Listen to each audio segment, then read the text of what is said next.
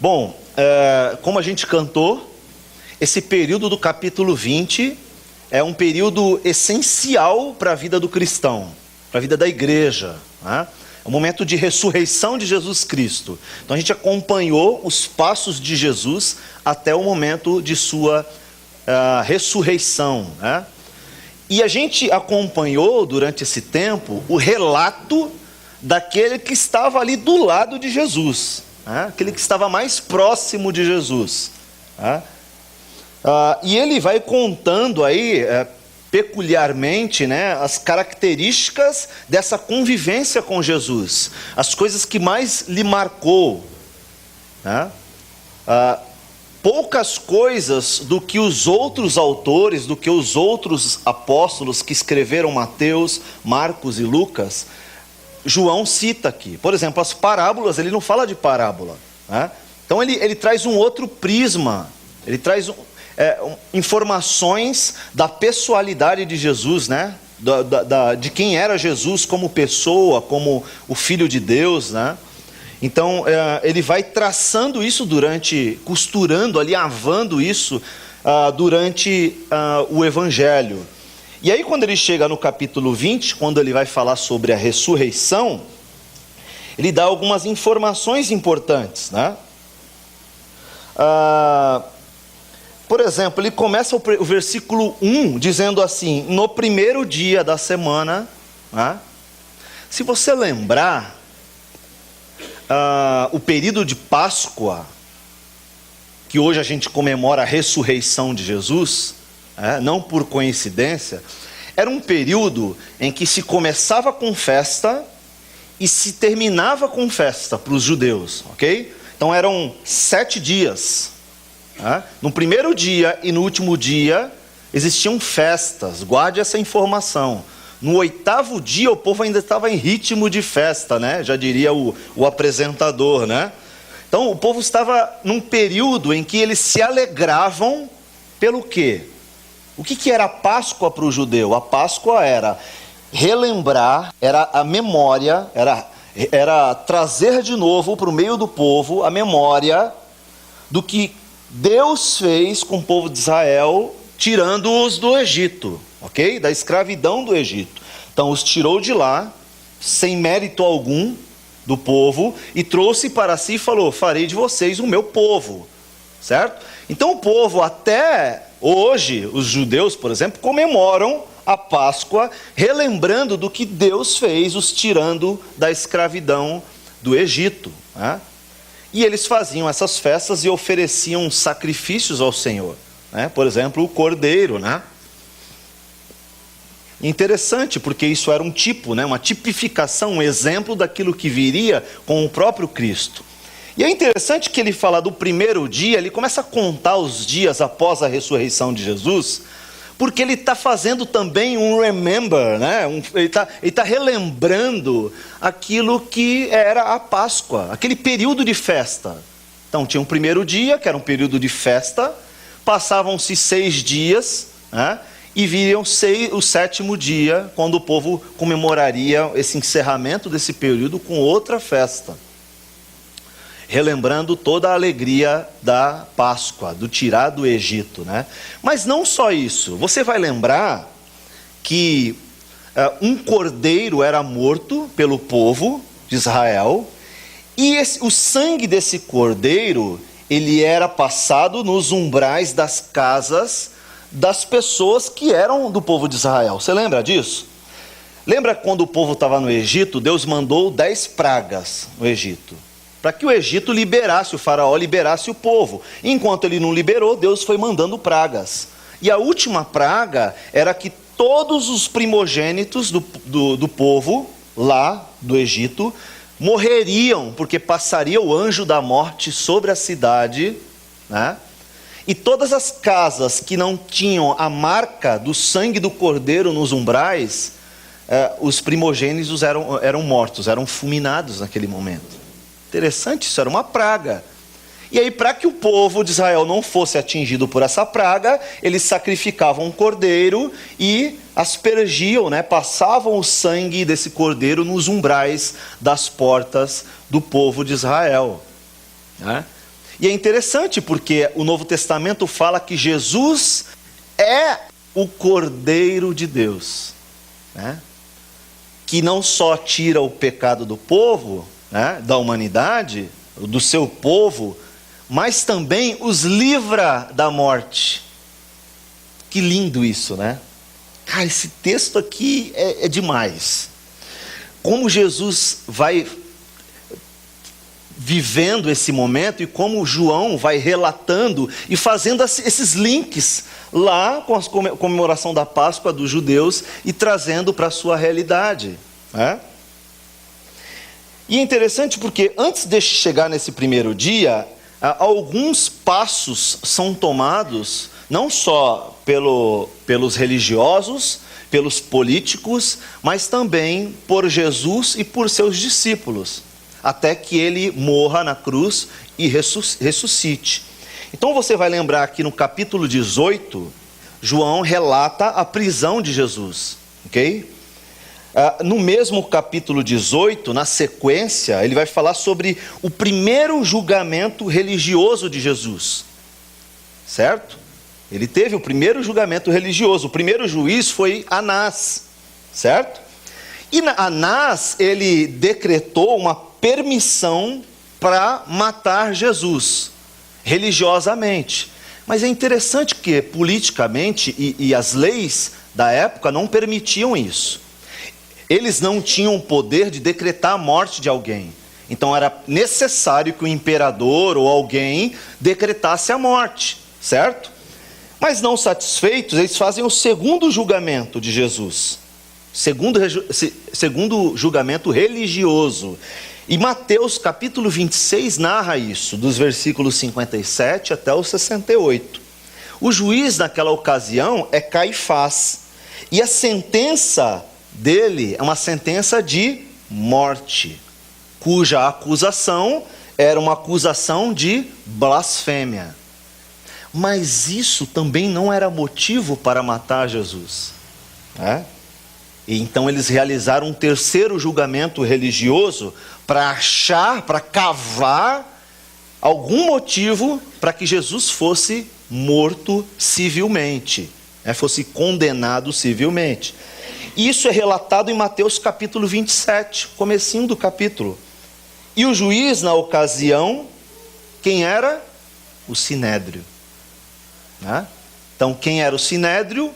A cúpula religiosa dos judeus, os líderes religiosos, né? Aqueles que eram mais influentes e que eram zelosos pela palavra de Deus e pela aplicação dessa palavra, né?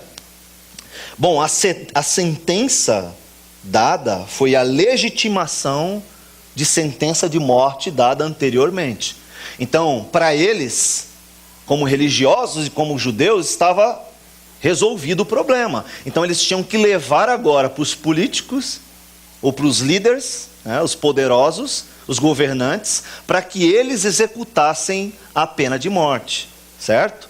Só que você vai lembrar que os líderes, os governantes também não acham nenhuma acusação de Jesus.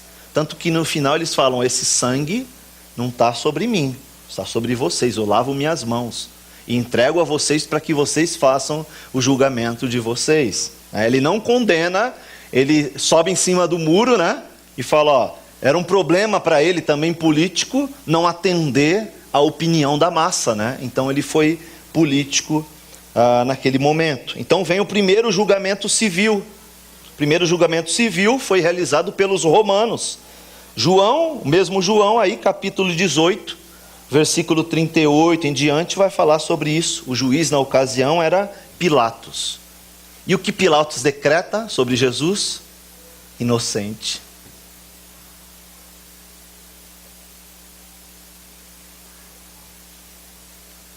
Eu não tenho acusação sobre esse homem. Ele não tem nada que possa o levar para a cruz. Ele veio para os seus e os seus o condenaram. E aquele incrédulo diz, não, esse homem não tem nada que possa levá-lo para a cruz.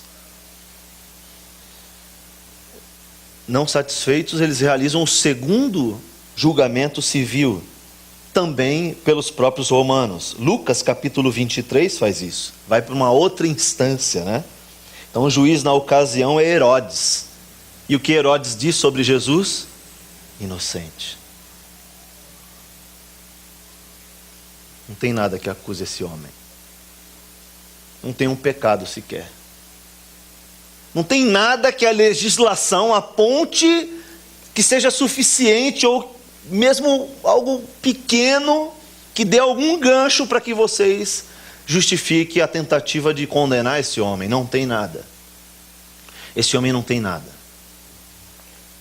O terceiro julgamento, também realizado pelos romanos, capítulo 18 de João, versículos 39 até o capítulo 19, quando o juiz, de novo, é Pilatos. Pilatos diz: é inocente, mas eu entrego a vocês e lavo as minhas mãos. O sangue desse homem não cairá sobre mim. Então vou dar uma opção para vocês. Vocês vão escolher entre ele e o Barrabás. E o povo faz a sua escolha. E finalmente, por motivos divinos, pela vontade determinística, absoluta de Deus, o seu filho vai para a cruz. Mesmo que não haja nada civilmente que possa acusá-lo. Mesmo que os fariseus e os saduceus inventaram motivos para acusá-lo e para condená-lo à morte. Mesmo que a multidão clame pela morte daquele homem. Os líderes dizem: ele não tem nada que o leve para a cruz. Então vem a crucificação. Jesus é crucificado e Jesus é morto. Capítulo 19 vai falar sobre o sepultamento, ao final do capítulo 19. Então a gente entra no capítulo 20, falando sobre a ressurreição, né? E aí ele começa a contar a partir do primeiro dia. Vamos correr durante esses 8 dias para saber o que a Bíblia fala sobre esses momentos de Jesus de ressurreição. E como foram a reação dos discípulos. Como eles reagiram ao presenciar o próprio Cristo entre eles. Veja lá, capítulo 21, ele vai falar sobre isso. Maria Madalena, no início do capítulo 20, vê que a pedra havia sido removida e que o corpo não estava mais lá. Então ela corre até Pedro e João, anunciando que o corpo havia sido removido. O corpo não foi removido, ele saiu sozinho. Primeiro detalhe desse texto. E não sabia onde colocaram o corpo. Essa é a informação dela. Mostrando não perceber o cumprimento da profecia acerca do Messias. Bom, eles sabiam, aquele ali era o terceiro dia. Lembra que Jesus foi morto na sexta-feira, e aqui era o domingo pela manhã. Jesus está ressuscitando, e ele já havia dito isso: eu vou reconstruir o templo em 3 dias. Fiquem atentos. Tá? E naquele momento ela se desespera, porque o corpo não está mais lá. Então, peraí, removeram o corpo, mas para onde levaram o corpo? Como assim? É só você lembrar, estamos no terceiro dia. Ele disse que ia ressuscitar. Bom, ela corre e fala para João e para Pedro, e Pedro corre para lá. Né? Quando ele corre e olha e vê o sepulcro vazio, o texto diz que ele creu. Diferente de Maria Madalena, né? Ele creu. Mas interessante porque, além de Maria, mãe de Jesus, são eles dois que estavam ao pé da cruz quando Jesus foi morto. Certo? Então Maria Madalena, ela estava ali quando o Filho de Deus falou aquelas últimas frases, né? Senhor Pai, me perdoa porque não sabe o que fazem. Senhor, entrega o meu espírito. Senhor, né? E ainda falou para o ladrão ao lado: olha, ainda hoje estará comigo no paraíso. E tinha ali embaixo um centurião que diz: esse homem era verdadeiramente o Filho de Deus. E Maria da Madalena chorando ali aos pés de Jesus. Ao terceiro dia ele já estava a ser ressurreto. E ela estava ainda: poxa, para onde levar o corpo de Jesus? E João, diferentemente, quando olhou o sepulcro vazio, o texto diz que ele creu. Versículo 8 aí na tua Bíblia. Não havia entendido até então sobre a ressurreição. Eles estavam meio confusos ainda, sabe? Era um momento de instabilidade para o povo. Bom, eles perderam o rei, o líder deles, aquele que trouxe significação para as suas vidas. De repente ele se foi, não está mais ali, está dentro de um sepulcro. E eles estavam confusos naquele momento. Mas o texto diz que João, quando olhou e viu aquela pedra de 2 toneladas correndo, na verdade ela já havia corrido, né? Em sentido contrário, ou seja, ela subiu uma ladeira, um aclive, uma pedra de 2 toneladas, aproximadamente. Quando Maria Madalena viu, ela já pensou, quem roubou? Alguém levou o corpo dele. E o texto fala que João, quando viu, ele creu. Parece que ele lembrou, né, dos ensinamentos de Jesus, falou, o cara ressuscitou.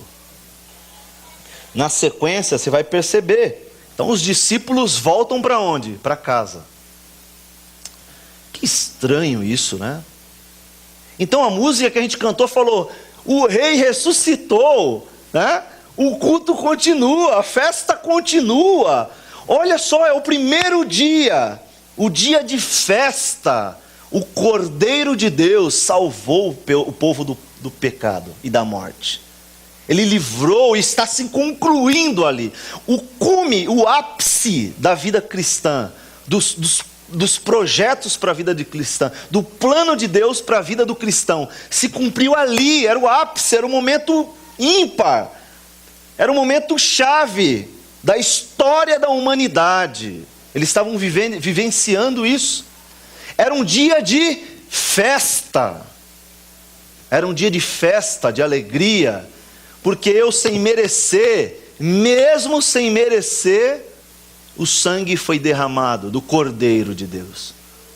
Aquilo que me livra não só do pecado, mas me livra da morte e das consequências, né?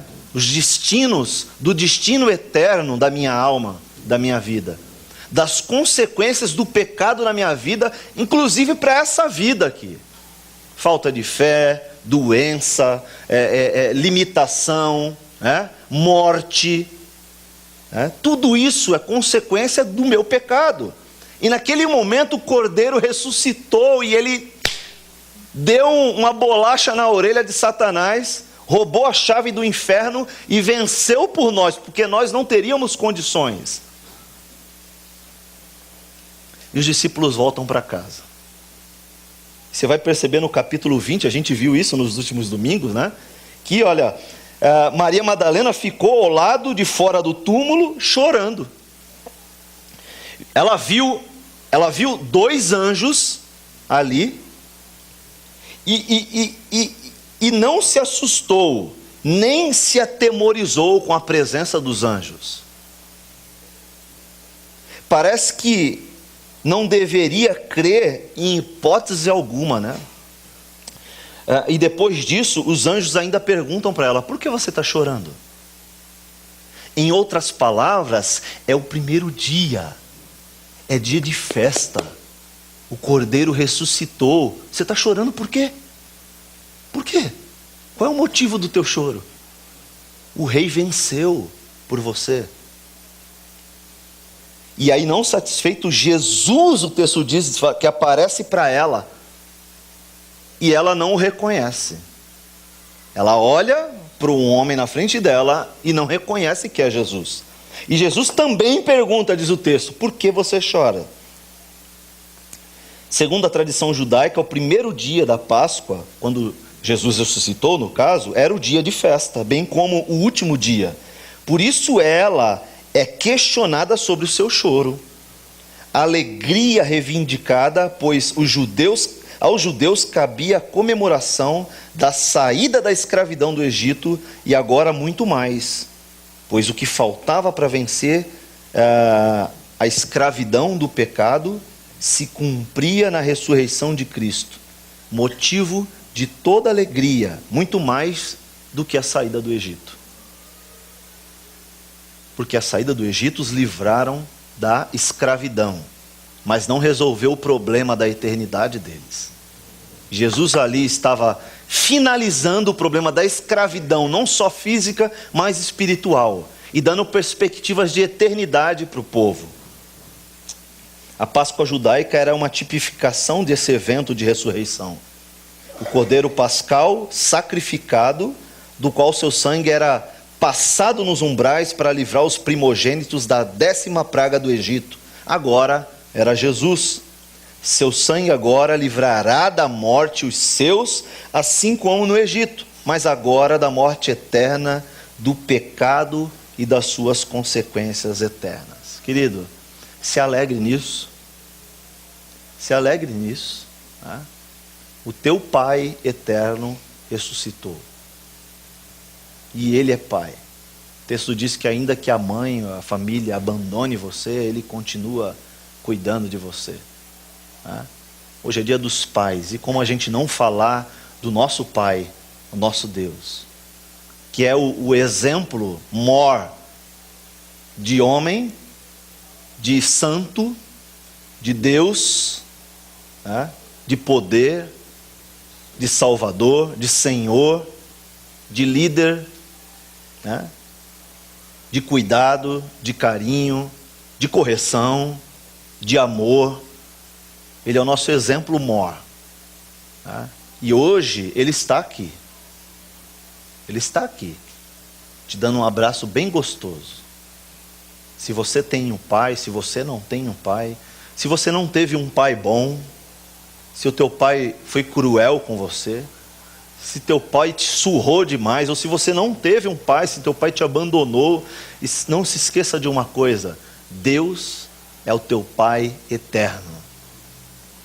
É Ele quem cuida de você. E Ele está vivo. Porque a gente termina até o final de Apocalipse e a gente percebe que Ele não morreu de novo. Ele está vivo. Tá? E Ele está aqui hoje. Ele está aqui hoje. Ele quer levar o teu fardo. Mas veja uma coisa, assim como os discípulos, às vezes Jesus está tão perto, está debaixo do teu nariz, e você não consegue enxergar. Peça para Deus abrir os teus olhos espirituais, para que você enxergue o Senhor aí do teu lado, te falando: vamos lá, estou junto, não desista, eu estou com você. Amém, querido? Após isso, Jesus se revela a Maria Madalena, que reconhece e o agarra, o texto fala. Né? E ele fala assim: não se agarra em mim. Né? Interessante, porque essa ideia de agarra no grego tem a ver com: eu não vou te deixar mais sair daqui. Porque por um tempo, é uma ideia grande, tá? Só as palavrinhas que ele usa ali, 2 palavras, tem a ver com isso. Maria Madalena agarra Jesus com medo de que ele saia de novo e ela não perca ele de vista, sabe assim? Ela se sentiu insegura porque não o via fisicamente. Não entendeu que ele já havia dito: eu estarei com vocês sempre. Estarei com vocês sempre. Então ela agarra e fala: não, você não vai sair daqui. Ele fala: me solte, não me agarre, porque acabou meu tempo aqui. Eu irei para o Pai. Eu irei para onde eu vim, para a eternidade. Mas não se preocupe que eu vou mandar um outro consolador, né? Jesus falou isso. Mas calma, não impeça que as coisas que têm que acontecer vão acontecer. Né? E vocês levarão em frente agora. Né? Com as portas trancadas, por medo dos líderes judeus, eles se confinam na casa, diz o texto, mostrando que eles não criam tanto assim e que a humanidade deles se sobrepunha à fé na ressurreição do Mestre. E Jesus aparece para eles, a gente vai ver na sequência 2 vezes, e fala assim: a paz. Em meio ao medo, à perseguição, à incerteza, à insegurança, Jesus aparece para eles e fala assim: a paz seja com vocês. Em meio à confusão, em meio ao medo, a paz. Fiquem em paz, eu estou com vocês. Vocês estão com medo do quê? Quais são os seus medos? O que você tem medo? Perdeu o emprego? Você tem medo dos seus pecados? Você tem medo das consequências da vida? Você tem medo de não passar no vestibular? Você tem medo da morte de um filho? Você tem medo do quê? Da morte do marido, da esposa? Do que você tem medo? Ele está dizendo, comigo vocês têm paz. Em meio aos problemas, eu estou aqui para trazer paz para vocês. Capítulo 20 ainda, ali no final, do capítulo 20, ele vai trazer algumas palavras importantes. Ele diz, os discípulos dizem, vimos o Senhor, Também diz ali no versículo 25, não acreditarei se não vir as marcas de prego, Tomé dizendo, e se não puser os meus dedos e a minha mão no seu lado. O versículo 26 começa dizendo, 8 dias depois, ou seja, em outro momento de festa, as portas ainda estavam trancadas. Mesmo depois que Jesus apareceu para eles e disse, a minha paz seja com vocês. Eles ainda estavam trancados, com medo, sem saber o que seria, mesmo tendo visto o próprio Cristo ressurreto. Que desconfiança, Que insegurança, que medo, que falta de fé. E ele diz mais uma vez, a paz, revelando que a paz que Jesus traz em meio à perseguição é suficiente para a vida deles. E ele diz, não sejam incrédulos, mas sejam crédulos. E o tempo que ele coloca isso é interessante, porque é um tempo contínuo, É uma ação contínua. Então a credulidade do crente é algo que é contínuo. Olha, a partir de agora, sejam crédulos. Persistam crendo. Continuem crendo, porque vocês dependem da paz que vem de mim. É só disso, e eu já estou dando para vocês.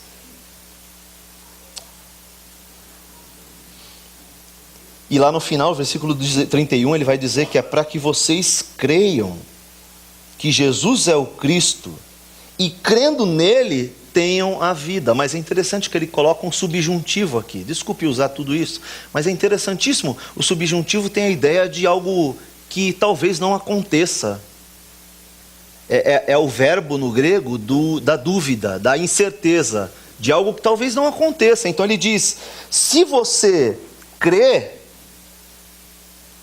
se você crê que Jesus é o Cristo, que eu sou o Cristo, e crendo nele, tenham a vida eterna. Vivendo, crendo, tendo uma fé contínua, vocês tenham a vida eterna, tenham a vida, Mas é interessante que talvez isso não aconteça, é o verbo que ele coloca aqui. É possível que aqueles que estão ali, olhando, tocando do lado de Jesus, talvez não creiam. Você percebe a frase que eu disse no começo? Talvez Jesus está embaixo dos nossos narizes. Está tão perto e a gente não consegue enxergá-lo. Capítulo 21 começa assim. E eu vou ler até o versículo 15, que é onde a gente vai parar, tá bom? Diz assim, depois disso, depois de tudo isso, Jesus apareceu novamente a seus discípulos, junto ao mar de Tiberíades. Foi assim que aconteceu.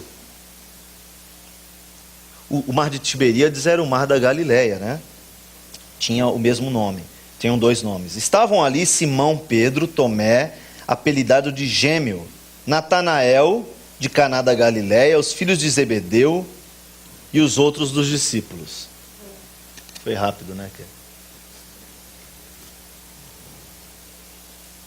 Simão Pedro disse, vou pescar. Pô, tá de brincadeira. Simão Pedro tá de brincadeira. O cara está no momento mais glorioso da história da humanidade, um momento que o Filho de Deus venceu a morte e o inferno, e o cara vai pescar. E para piorar a situação, olha o que diz o versículo seguinte, no mesmo versículo, né? Os outros discípulos dizem: nós também vamos, disseram os outros. Assim entraram no barco e foram, mas não pegaram coisa alguma a noite toda. Não conseguiram pescar nada. Ao amanhecer, passaram a noite pescando, já estavam para o próximo dia, ok?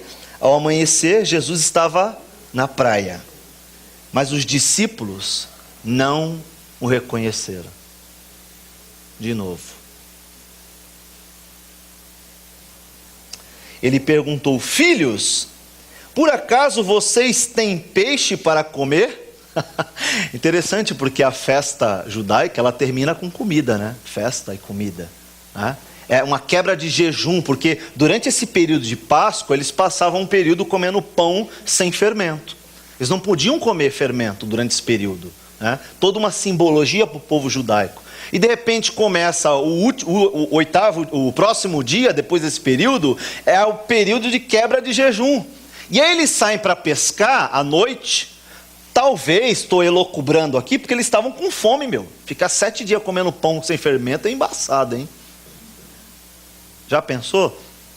E aí eles vão pescar e não conseguem pescar nada. Os principais pescadores, profissão passada de pai para filho por gerações. E eles estão voltando para a margem, com fome, imagino eu. E aí está Jesus lá com a churrasqueirinha dele, né?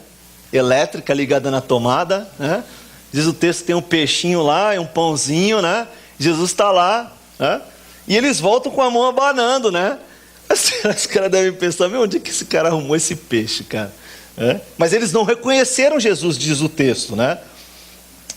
Aí diz a sequência do texto assim: assim entraram no barco e foram, mas não pegaram coisa alguma a noite toda. Ao amanhecer, Jesus estava na praia, mas os discípulos não reconheceram. Ele perguntou: filhos, por acaso vocês têm peixe para comer? Não, respondeu eles.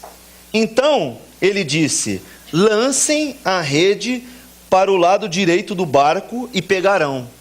Ah, peraí, esse cara está de brincadeira. Quem é esse maluco beleza na praia aí? Pô, se não é pescador, a gente não reconhece. O cara não é daqui, né? Quem é esse hippie que está na praia aí? E o cara, e interessante, porque o texto vai falar que ele está a 90 metros de distância. E não fala que Jesus gritou. Caramba, que coisa doida, né? Tudo bem, o mar não era um mar agitado, era praticamente um lago, né? Era um lago.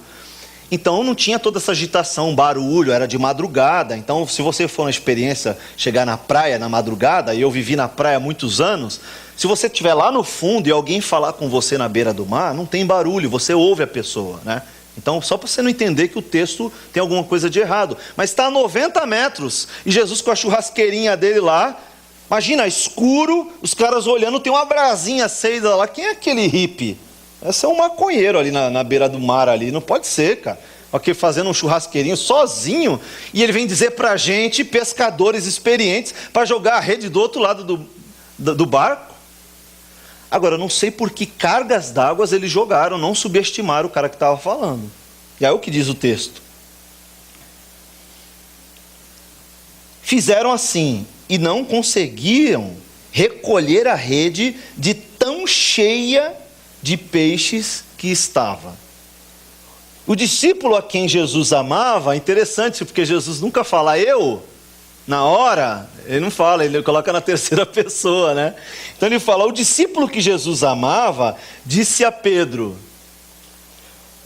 é o Senhor. É o Senhor. A 90 metros de distância, no escuro, na madrugada, amanhecendo, 90 metros de distância, é o Senhor. Como é que ele sabe disso? Porque a rede saiu cheia de peixe, lotada de peixe. Talvez Pedro não lembrasse do outro evento, né? Quando Jesus fez a mesma coisa com ele. Pô, Pedro tinha a obrigação de lembrar. Peraí, gente, isso aqui é um déjà vu. Eu já vi isso aqui. Isso já aconteceu. É ele. Não, mas ele estava ali meio descrente ainda. E o discípulo amado falou assim: peraí, é ele, é o Senhor. Quando Simão Pedro ouviu que era o Senhor, ele ouviu João dizer, vestiu a capa, pois havia removido para trabalhar, e saltou na água. Tem toda uma significância isso, porque provavelmente ele estava nu, né, trabalhando nu para não molhar suas roupas, enfim, e ele vestiu com vergonha da presença do Senhor. Então ele se vestiu para se apresentar. E o texto fala que ele saltou na água e saiu nadando, como qualquer sanguíneo, né? Se jogou e foi em direção a Jesus. Os outros ficaram no barco e puxaram até a praia, a rede carregada, pois estavam a apenas uns 90 metros de distância. Quando chegaram, encontraram um braseiro, no qual havia um peixe e pão. Jesus disse, tragam alguns dos peixes que vocês acabaram de pegar. Simão Pedro entrou no barco e arrastou a rede para a praia. Havia 153 peixes grandes, e no entanto a rede não arrebentou. Venham comer, disse Jesus. Nenhum dos discípulos tinha coragem de perguntar, quem é você? Pois sabiam muito bem, aqui, nesse momento, que era o Senhor. Então Jesus lhes serviu o pão e o peixe. Foi a terceira vez que Jesus apareceu a seus discípulos depois de ressuscitar dos mortos. Depois da refeição, Jesus perguntou a Simão Pedro, Simão, filho de João, você me ama mais do que esses? Semana que vem a gente vai continuar esse texto, mostrando esse diálogo aqui de Jesus com Pedro, né? Mas eu quero ler um texto de Lucas, capítulo 5, versículo 1, diz assim, certo dia Jesus estava perto do lago de Genezaré, certo? Na verdade, Genezaré é Galileia, né? O mar da Galileia, o Tiberíades é outro. Há uma multidão o comprimia de todos os lados para ouvir a palavra de Deus. Viu à beira do lago 2 barcos deixados ali pelos pescadores que estavam lavando as suas redes. Entrou num dos barcos, o que pertencia a Simão, e pediu-lhes que afastassem um pouco da praia. Então sentou-se e do barco ensinava ao povo. Tendo acabado de falar, disse a Simão, vá para onde as águas são mais profundas, e lance as redes para a pesca. Simão respondeu, mestre, esforçamo-nos a noite inteira e não pegamos nada, mas porque és tu quem está dizendo isto, vou lançar as redes. Quando fizeram, pegaram tal quantidade de peixe que as redes começaram a rasgar. Então fizeram sinais a seus companheiros no outro barco para que viesse ajudá-lo. E eles vieram e encheram ambos os barcos, a ponto de quase começarem a afundar. Quando Simão Pedro viu isso, prostrou-se aos pés de Jesus e disse, afasta-te de mim, Senhor, porque sou um homem pecador. Pois ele e todos os seus companheiros estavam perplexos com a pesca que haviam feito, como também Tiago e João, os filhos de Zebedeu, sócios de Simão. Então Jesus disse a Simão, não tenha medo, de agora em diante você será pescador de homens. E eles então arrastaram seus barcos para a praia, deixaram tudo e seguiram. A gente podia ficar aqui falando um monte de conexão entre esses dois textos, mas eu quero lembrar de um.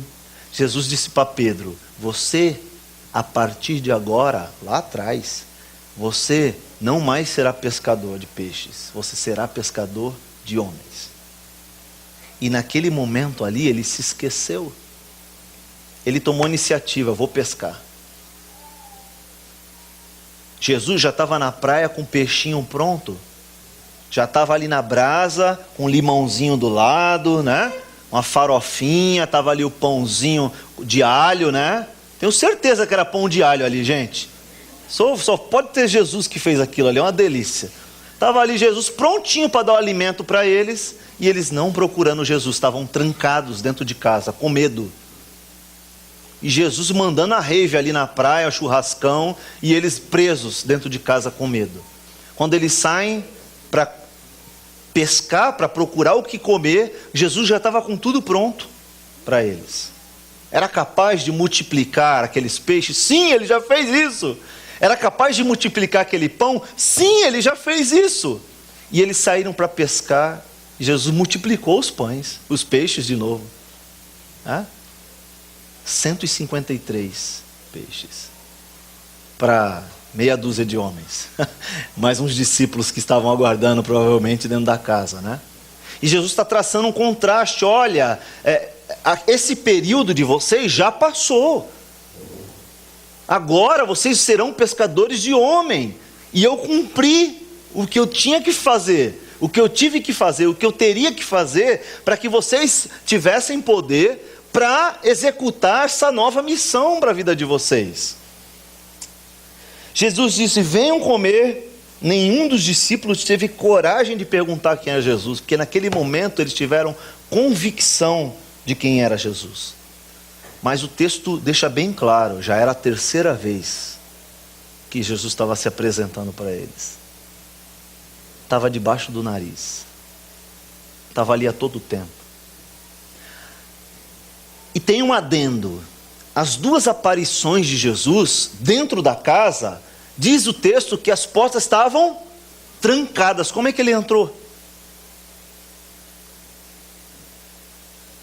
Diz o texto bíblico que ele tinha a mesma aparência de antes de morrer.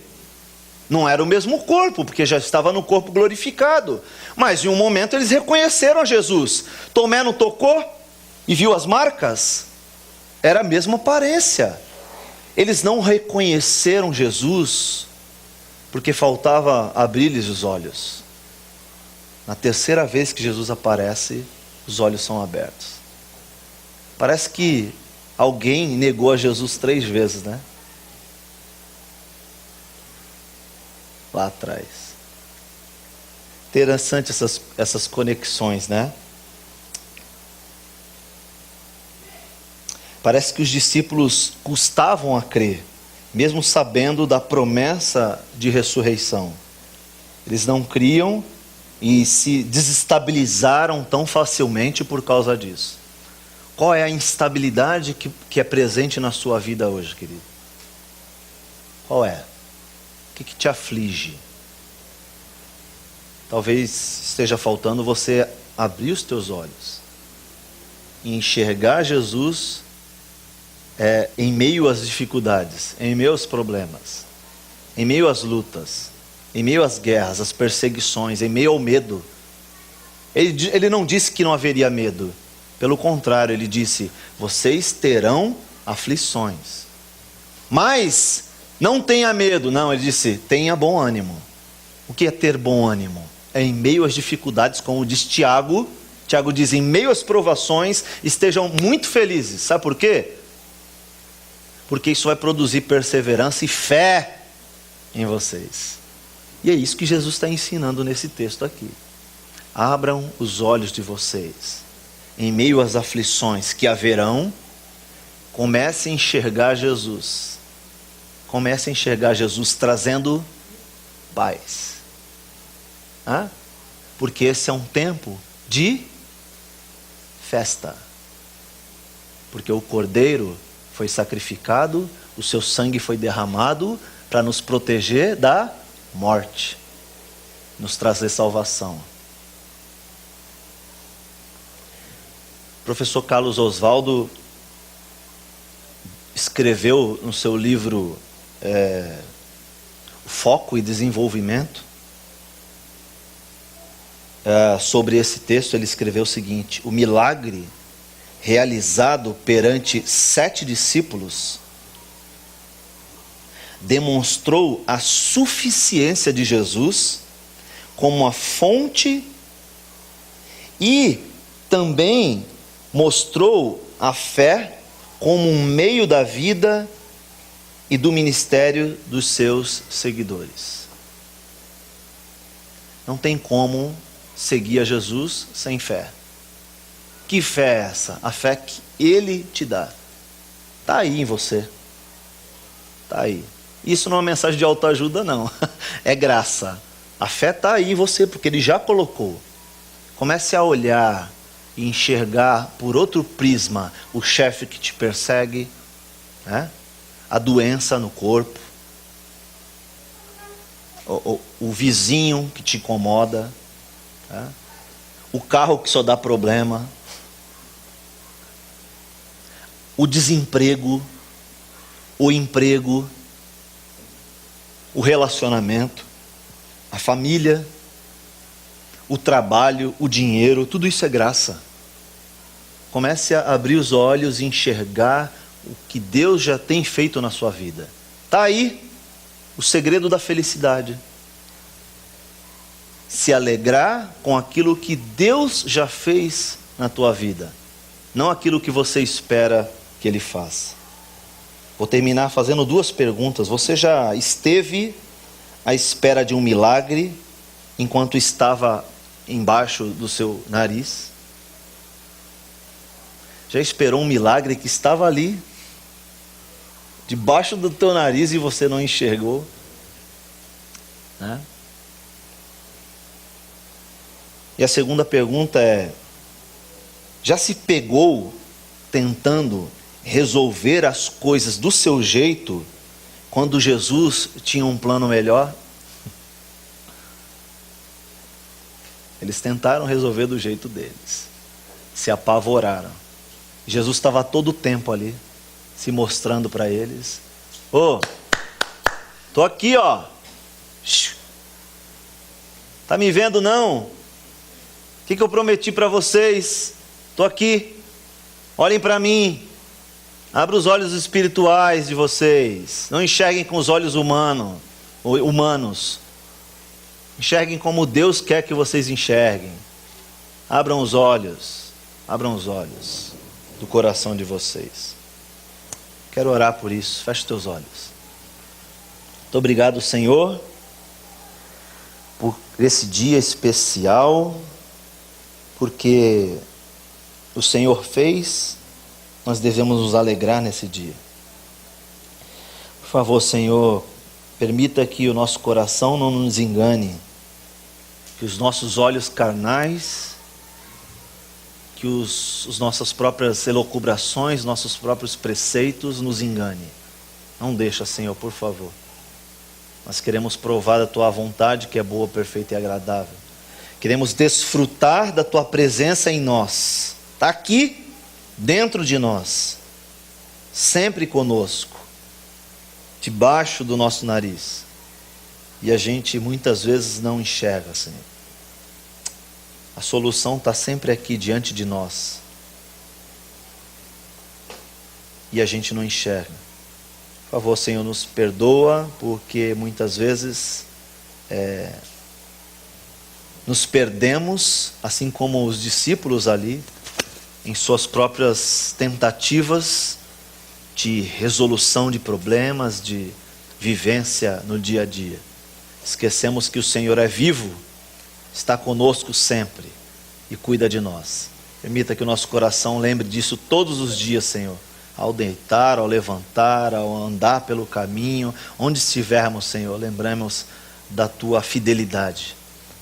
Por favor, aqueles que estão aqui hoje, Senhor, e que entraram aqui cansados, um fardo pesado, os lembre, Senhor, que o Teu jugo é suave e o Teu fardo é leve, Senhor. Que eles se lembrem, Senhor, se recordem de tudo aquilo que o Senhor fez por eles já. Assim como na Páscoa o povo judeu relembra e lembrava de tudo aquilo que o Senhor fez lá no Egito.